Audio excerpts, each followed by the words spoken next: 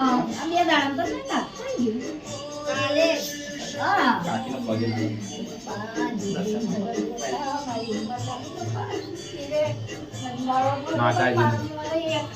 બસ મારા છોકરા તમે એટલું કરો મારા છોકરાની વાત કરી થઈ જાય.